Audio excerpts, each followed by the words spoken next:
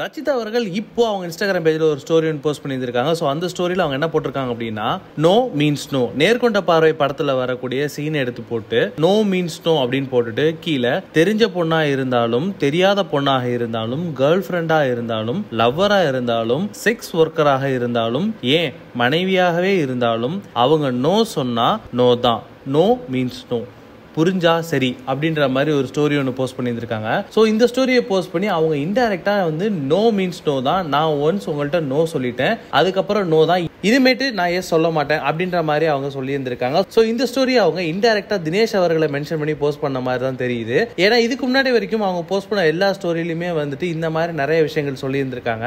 So இந்த போஸ்ட்லயுமே வந்துட்டு no means no அப்படின்ற மாதிரி சொல்லியிருந்திருக்காங்க.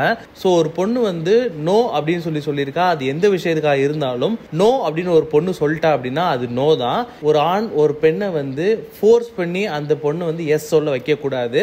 ஒரு பொண்ணு நோ சொல்லிட்டா அது நோவா தான் இருக்கும் அப்படின்ற மாதிரி ரச்சிதா அவர்கள் இந்த இடத்துல ரொம்ப போல்டா ஒரு விஷயத்த சொல்லியிருந்திருக்காங்க. அண்ட் இன்டைரக்டா தினேஷ் அவர்களை மென்ஷன் பண்ணி தான் இந்த இடத்துல சொல்லியிருக்காங்க அப்படின்ற மாதிரி தான் நிறைய பேர் சொல்லிட்டு வந்துட்டு இருக்காங்க. தினேஷ் அவர்கள் பிக் பாஸ் வீட்டுக்குள்ள போனதுல இருந்து அவர் தெளிவா ஒரு விஷயம் சொல்லிட்டே இருந்தாரு. நான் என்னோட லவ்வுக்காக தான் இந்த பிக் பாஸ் வீட்டுக்குள்ள வந்திருக்கேன், நான் வெளியில போகும்போது என்னோட லவ்வை நான் ப்ரூவ் பண்ணிட்டு தான் போவேன் அப்படின்ற மாதிரி சொல்லியிருந்தாரு. அண்ட் பிக் பாஸ் வீட்டுக்கு வெளியில வரும்பொழுதும் அவர் அதே விஷயத்தை தான் சொல்லிட்டு வந்தாரு. நான் லவ்வுக்காக தான் உள்ள வந்தேன், ஸோ நான் இப்போ வெளியில போறேன், என்னோட லவ் என்னை காப்பாற்றும் அப்படின்னு நினைக்கிறேன் அப்படின்ற மாதிரி அவர் சொல்லிட்டு தான் வெளியில போயிருந்தாரு. ஸோ இதெல்லாம் கேட்ட ரச்சிதா அவர்கள் இந்த போஸ்ட்டை போஸ்ட் பண்ணியிருக்காங்க, நோ மீன்ஸ் நோ அப்படின்னு.